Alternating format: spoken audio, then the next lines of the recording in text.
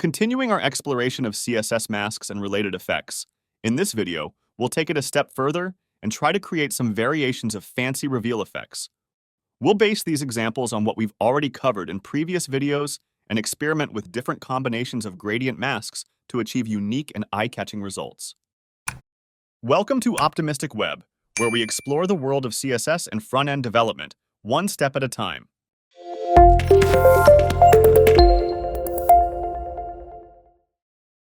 For those who haven't seen my previous videos on CSS masking, I recommend checking them out to understand the basics and explore different mask effects. We'll use the same HTML structure from the last video of the wipe effect. A hero section with two child elements, each containing an image that mimics the look of a full-width slideshow. In the CSS, the parent element is defined as a grid container with a single column, and we're using the grid area property to stack the slides. Each image is set to a width of 100%, and the object fit property is there to make sure that the width to height ratio is always maintained. Due to the natural flow of the markup, the second slide is sitting at the top. Therefore, I'm using the nth child pseudo-class selector to target the second image and make it the host for the mask. Similar to the wipe effect we explored earlier, we'll begin with a linear gradient consisting of two colors. The first color is fully opaque, while the second is fully transparent.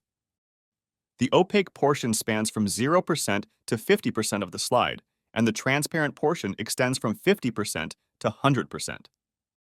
Because the start and end points of both colors meet precisely at the 50% mark, it creates a sharp transition between the two colors. And when I mention colors, I'm actually referring to transparent and opaque pixels. Because in the context of CSS masking, the actual color doesn't matter. The only relevant thing is the opacity. We can use any color of our choice, and the mask will still function the same way. For example, in this updated version, the first color is red, and the second is a bluish gray. Since both colors are fully opaque, only the top layer is visible. However, if we add opacity to one of the colors, let's say the top color, the top part becomes transparent. As a result, the bottom layer becomes visible in the top half, while the top layer remains visible in the bottom half. Let's return to the original version. You might already know that we can simplify this gradient setup further. Since the starting point of the first color is 0, it can be omitted without affecting the outcome. Similarly, the second color, which starts from the same point where the first one ends, can have its starting coordinate replaced with 0. Having a 0 at this point means that it should start from the same location where the preceding one ended. Then, the final stop can also be omitted because it will naturally extend to the end. To implement a transitioning effect, we first need to define a custom property. I'm setting its initial value to 0% so that the masked layer remains invisible until the value is updated. Next, we'll replace the color stop in our mask with this custom property. After that, the value will be updated to 100% within the hover block, and the transition property will ensure a smooth change. So, what is happening here is that initially, the first color spans from 0% to 0%, and the second color takes over from the same position. This instructs the mask to start at 0% and end at 0%, keeping it hidden. When the element enters the hover state, the custom property updates to 100%, causing the mask to expand from top to bottom, making it fully visible. Next, we can use the mask size property to turn this into a horizontal blinds effect. This divides the entire area into multiple segments of 50 pixels wide and 50 pixels tall masks. You can adjust the size to match your desired look and feel.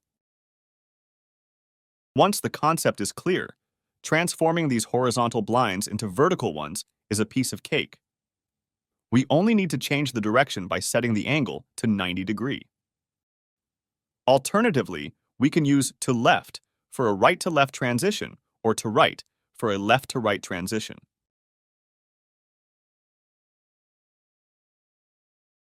It's not limited to just horizontal or vertical directions. We can specify a custom angle to control the effect.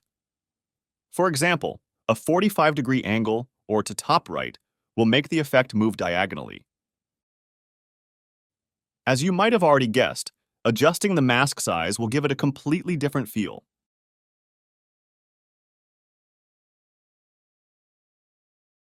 Just like with linear gradients, radial gradients also offer numerous ways to create mask reveal effects.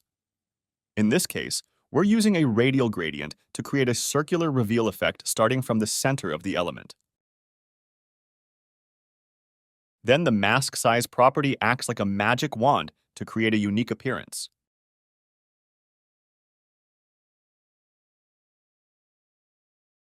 Next, we have the conical reveal.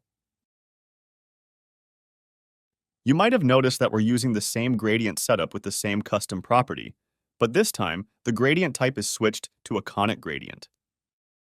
Everything else remains the same, and whether or not we use the mask size property is entirely up to us.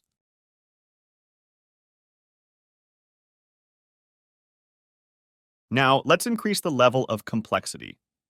As we saw earlier, we can set the direction of a linear gradient. For instance, setting it to top makes the mask move from bottom to top. And the interesting thing is that we can layer multiple gradients in a single mask. So in addition to the bottom to top effect, we can add a second layer that moves from top to bottom.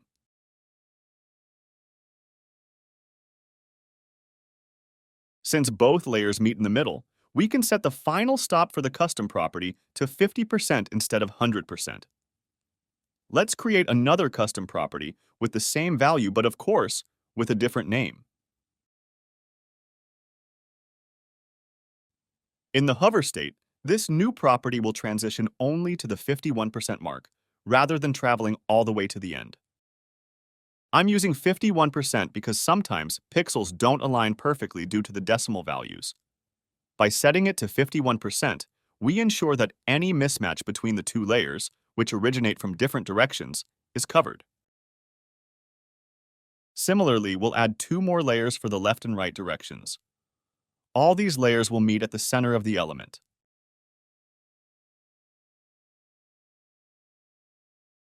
And you already know the next step, the mask size property. And if you want to keep the mask perfectly aligned on all 4 sides, you can set the mask position to center.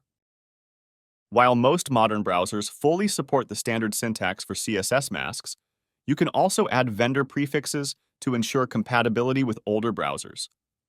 For example, you can use WebKit mask image for mask image, WebKit mask size for mask size, and WebKit mask position for mask position.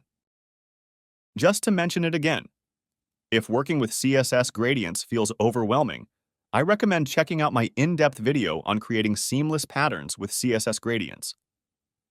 It's a great way to build up your gradient skills and make things a lot clearer. Plus, once you get the hang of it, gradients can open up a whole new world of creative possibilities for your designs. You'll be able to easily apply what you learn in that video to these mask reveal effects and even experiment with your own unique styles.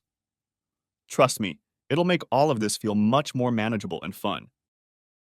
And that's how we can create various reveal effects using CSS masks. At first, it might seem a little overwhelming, but once you get the hang of it, you'll see just how powerful and flexible CSS masks can be.